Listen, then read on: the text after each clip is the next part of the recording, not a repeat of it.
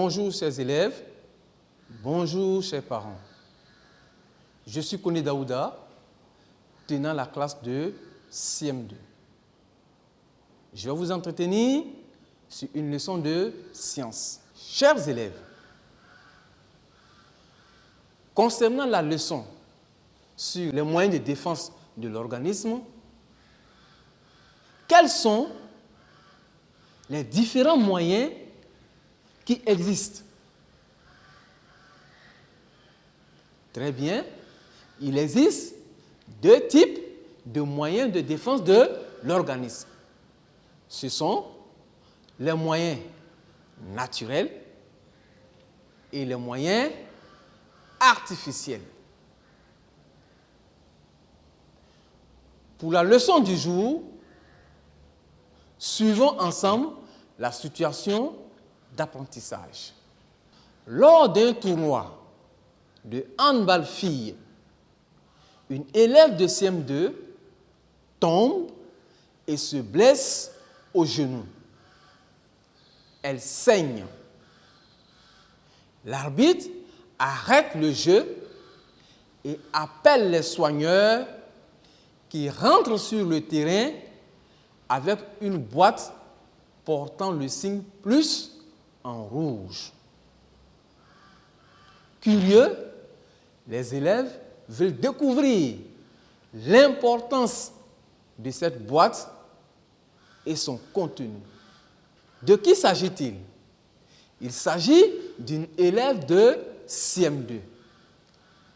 Qu'est-il arrivé à cette élève? Cette élève s'est blessée au genou. Et que fait l'arbitre? Il arrête le jeu et appelle les soigneurs. Qu'est-ce que les soigneurs tiennent en main? Ils tiennent une boîte.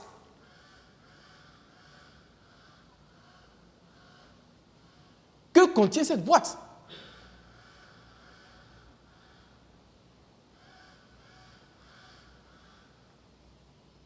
Cette boîte contient des médicaments. À quoi vont servir ces médicaments? Ça va servir à soigner les malades.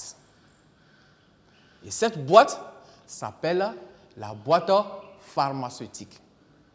Aujourd'hui, en sciences, nous allons étudier la boîte pharmaceutique. C'est quoi une boîte pharmaceutique? Une boîte pharmaceutique est une boîte, est un coffret qui contient les médicaments de première nécessité. La boîte pharmaceutique permet d'apporter les premiers soins aux malades. Il est nécessaire que chaque famille, chaque école ait sa boîte à pharmacie. Voyons ensemble le contenu d'une boîte pharmaceutique.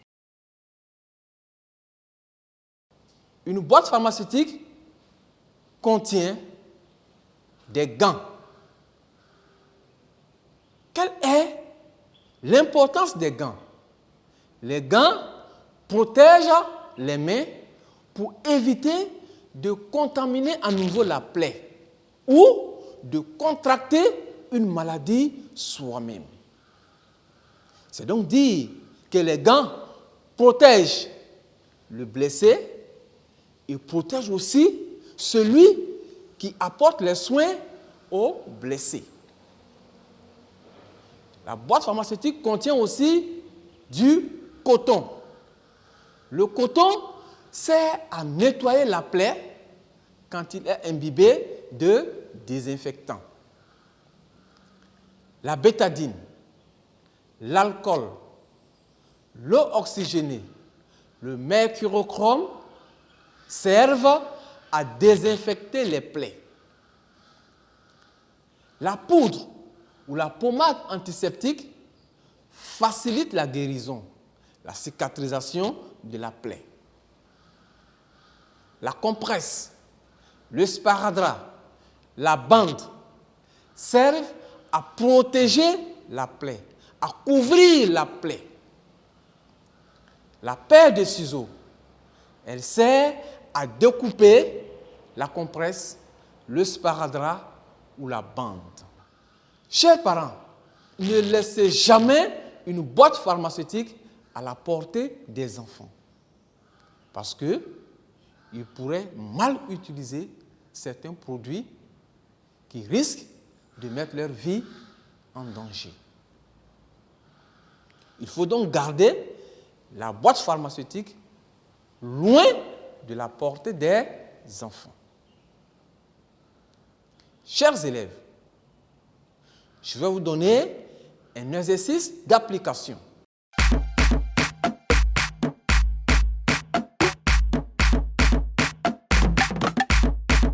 Entoure les éléments d'une boîte pharmaceutique dans cette liste de matériel.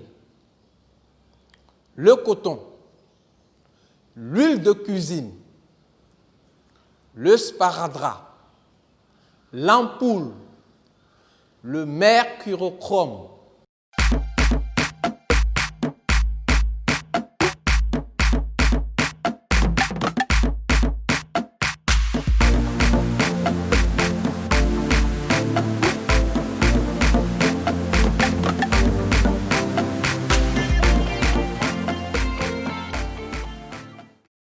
Procédons ensemble à la correction. Le coton. Oui, on va entourer le coton. C'est un élément de la boîte pharmaceutique parce qu'on l'utilise pour nettoyer la plaie. L'huile de cuisine, ce n'est pas un élément de la boîte pharmaceutique.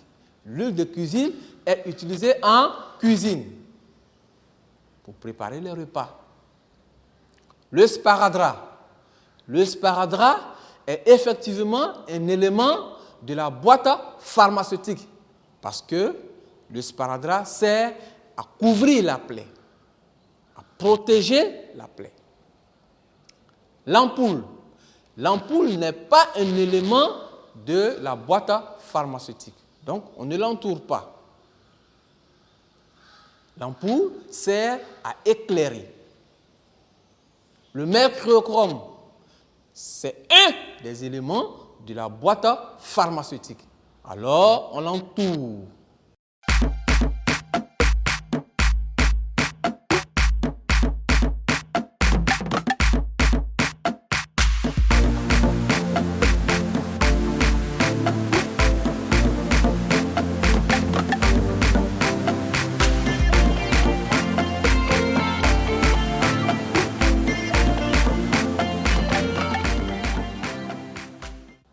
Chers élèves, pour être rassurés que vous avez compris quelque chose,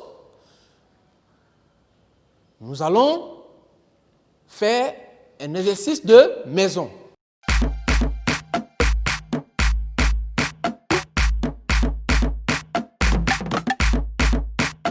Relie ces éléments de la boîte pharmaceutique à leur rôle.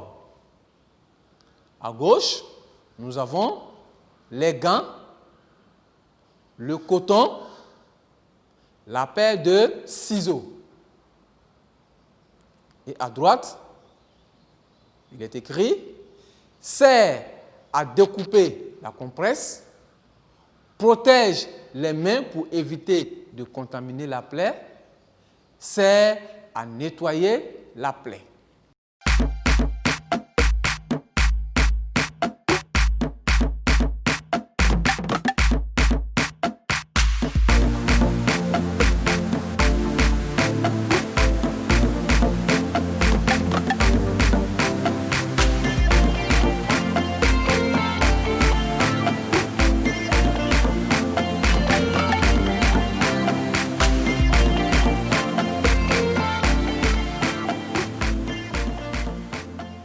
Merci, chers élèves.